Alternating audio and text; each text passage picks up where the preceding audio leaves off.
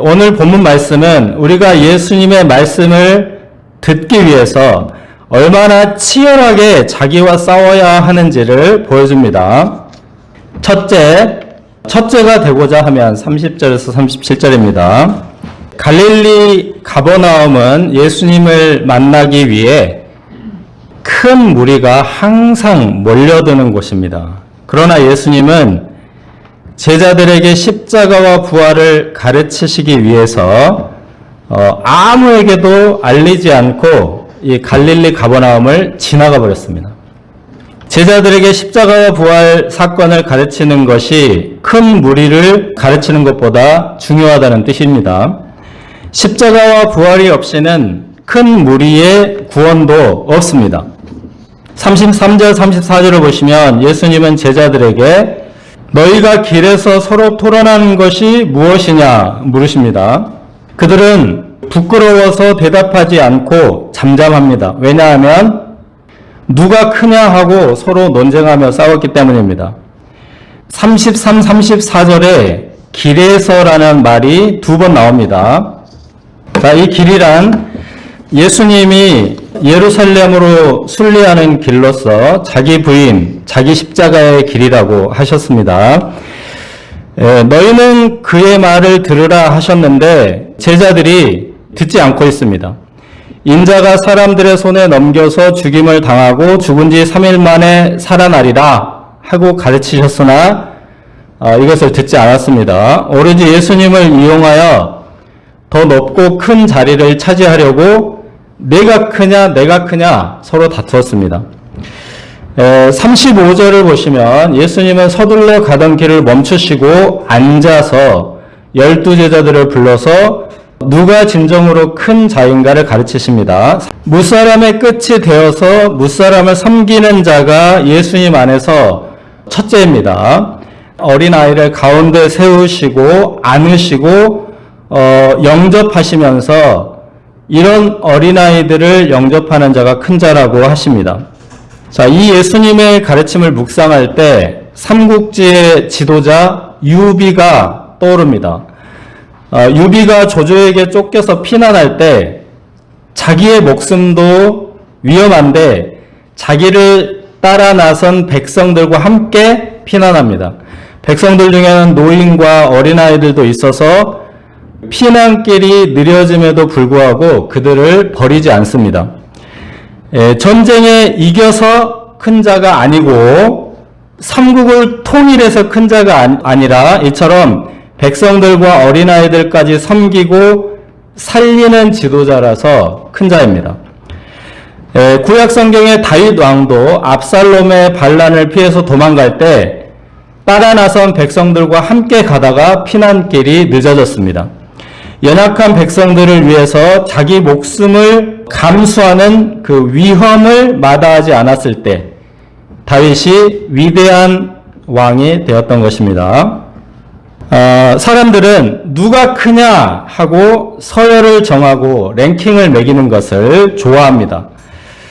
물론 더 좋은 사람, 더 나은 사람이 되려고 노력하는 것이 문제는 아닙니다. 예수님께서도 누구든지 첫째가 되고자 하면 이라고 첫째가 되기를 장려하십니다. 다만 하나님 안에서의 첫째는 세속적인 첫째와는 다릅니다. 무사람의 끝이 되며 무사람을 섬기는 자가 되어야 하리라. 이 말씀은 로마 시대의 식탁을 떠올리게 합니다. 음식을 귀족들이 먹고 던져버려요, 바닥에다가. 가난한 사람들, 왼쪽에 보면 가난한 사람들 이것을 주워 담아서 갖다 먹었습니다. 그리고 오른쪽에 보시면 개가 있어요, 개가. 부스러기를 먹는 개. 20번이게 여인이 부스러기를 던져주면 먹는다 할 때 이런 의미입니다. 그런데 그 옆에 보시면 뭐 포도주 따르는 사람, 뭐 음식 갖다 주는 사람 옆에 다 서 있고요.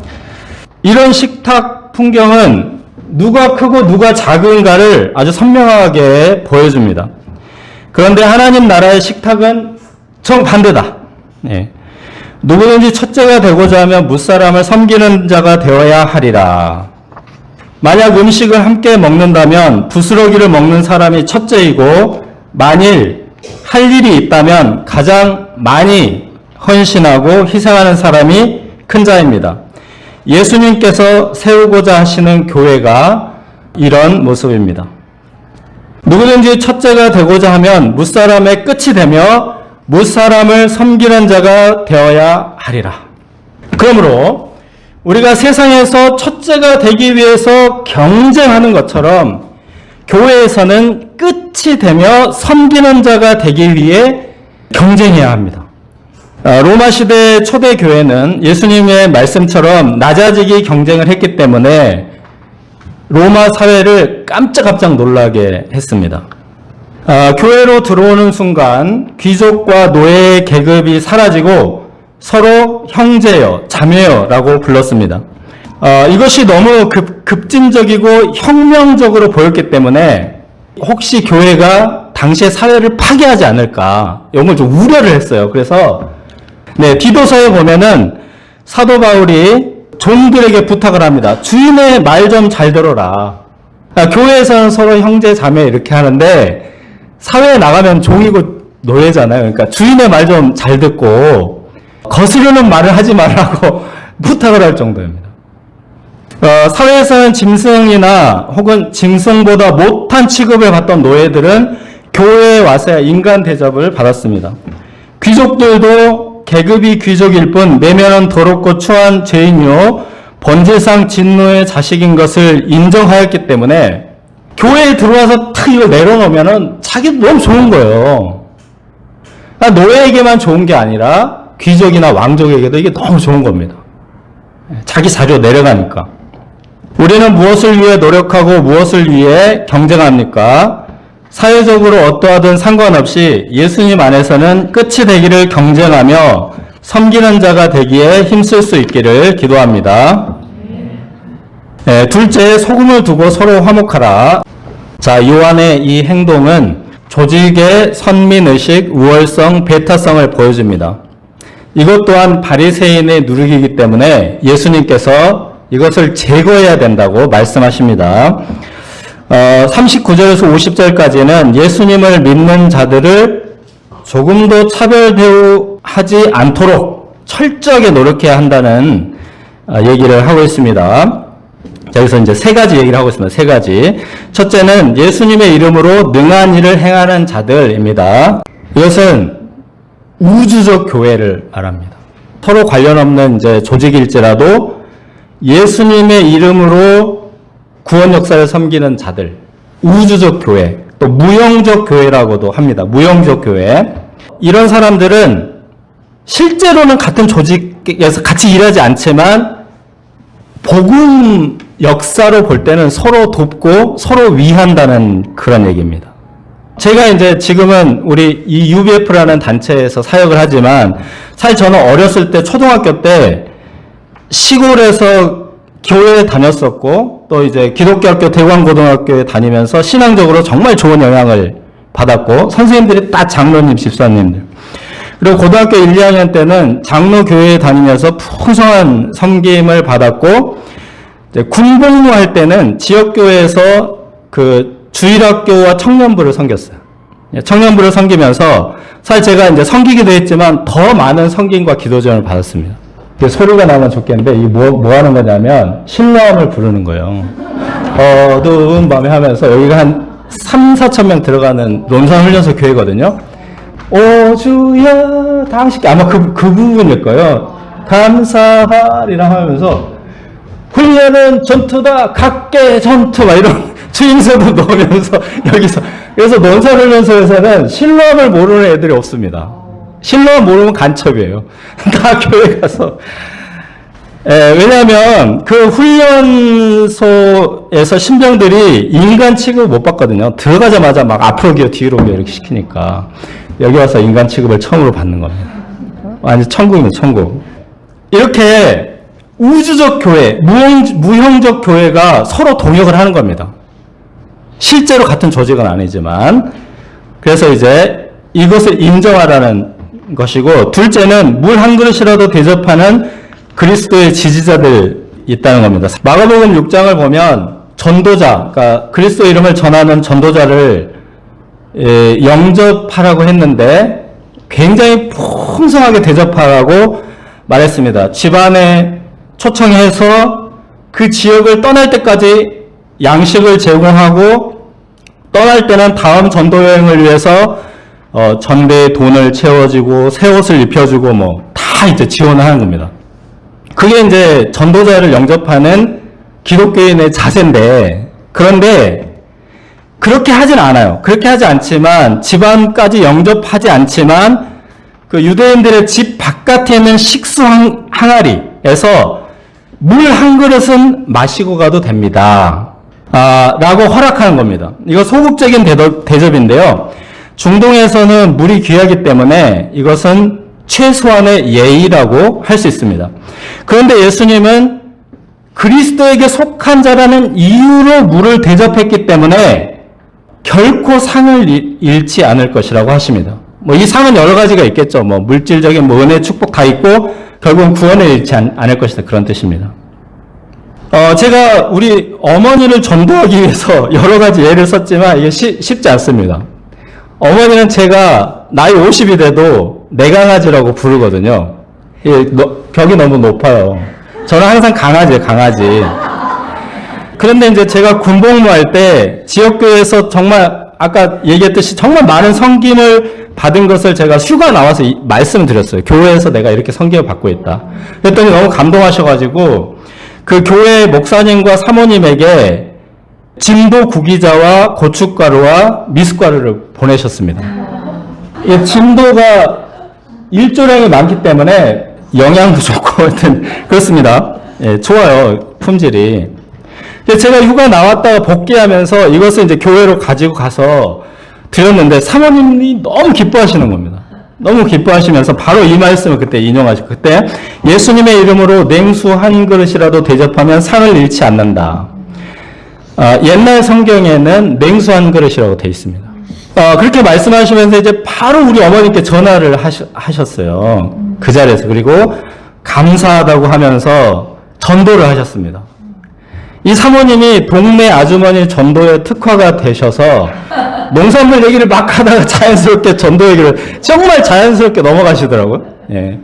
그리고 이제 얼마 안 돼서 어머님이 교회에 출석하였습니다. 상을 잃지 않는다라는 사실입니다.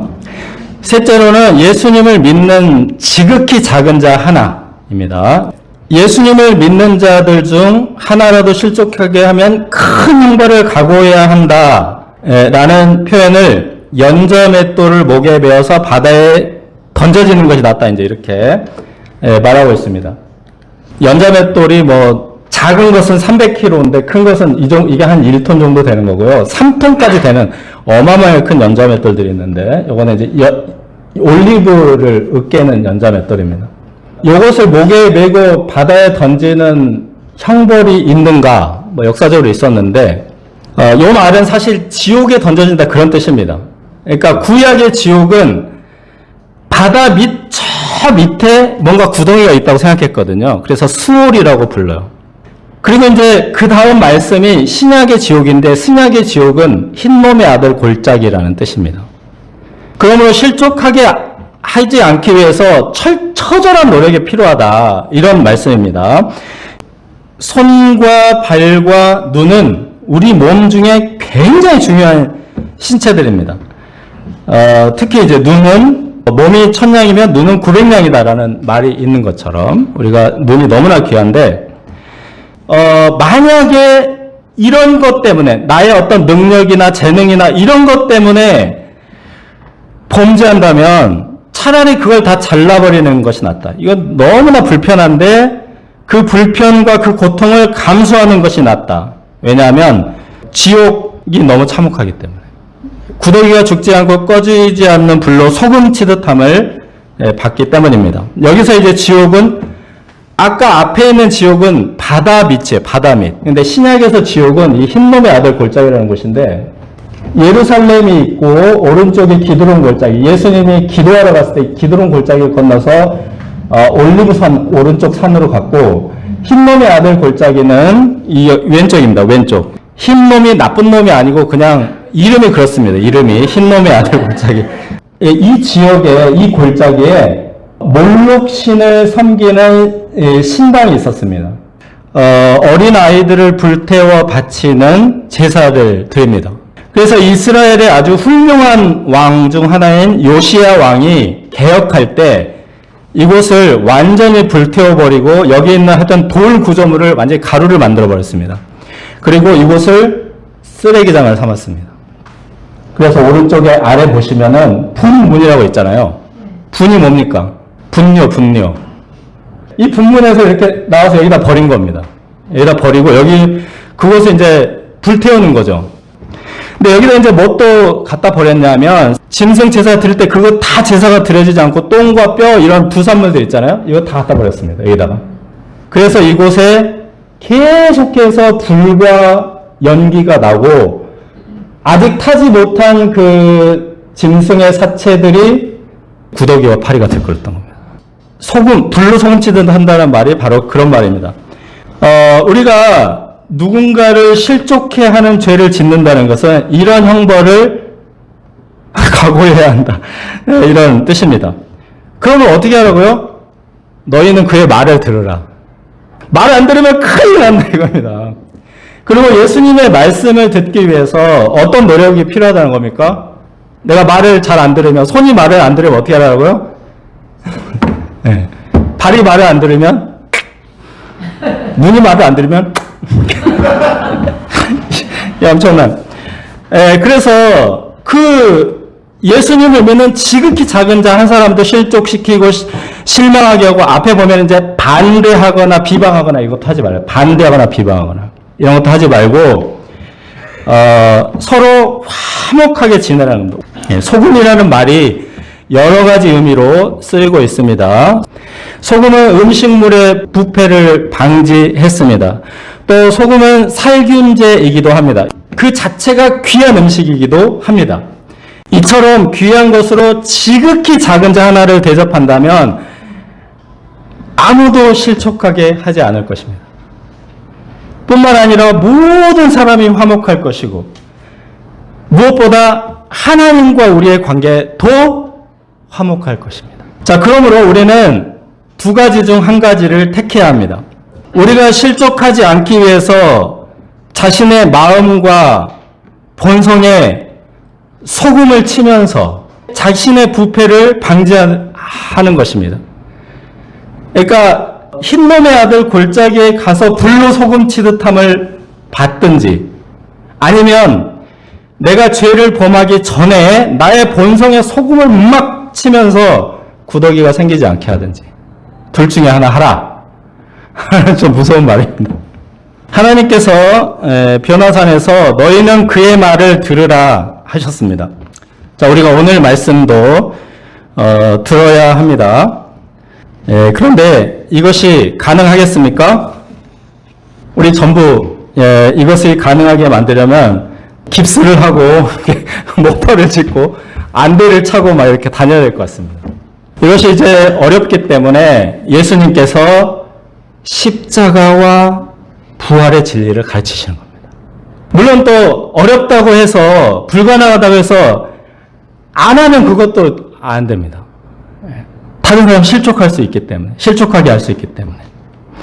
그래서 끊임없이 회개의 소금으로 하나님의 형상에 이르기까지, 예수님을 닮기까지 성장하고자 하는 간절한 소원을 가져야 합니다. 그러나 죄를 범하고 실패했을 때는 예수님의 십자가의 은혜와 부활의 능력을 의지해야 합니다.